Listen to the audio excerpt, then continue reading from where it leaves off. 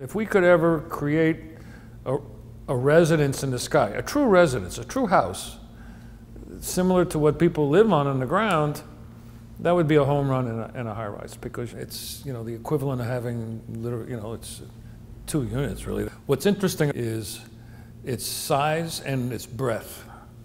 Expanse of glass across the facade of this unit is just enormous, and the rooms are gracious. The panorama is astounding, and the fact that you can see through the building and see the sunset and see the bay and the ocean, and it's an amazing unit. It's got the things that we are incorporating on a regular basis, like summer kitchens and beautiful marbles and top-end appliances, but the real crux to this is the size. There's really a hard place to find a unit that is already designed from the beginning that's this large. It flows, it's livable. The kitchens you can really cook in, they're not just to look at. The dining room, 12 people could have dinner there easily. You can really entertain in this.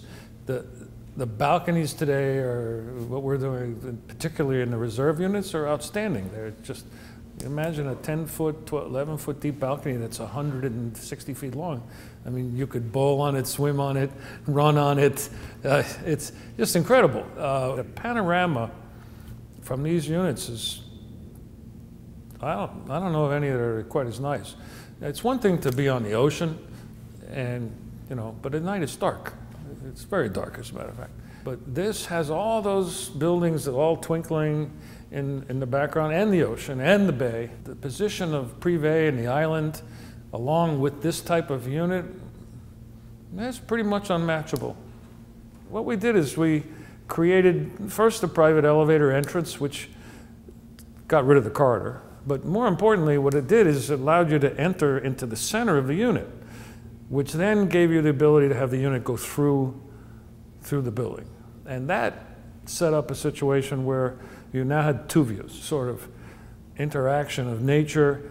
You could now open your windows and you could get cross-through ventilation. There were a whole bunch of pluses. But it also, on the other hand, made for a better layout in the apartment. It became more of a house, because you could enter now and you didn't have to travel down a long corridor after the corridor in your unit. You didn't have to pass the kitchen to get to the living room and the dining room.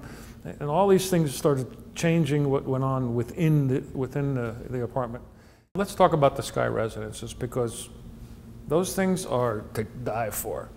15-foot ceilings in the living room, approximately, because you'd get the view and you'd get at the same time your own private yard, your own private swimming pool.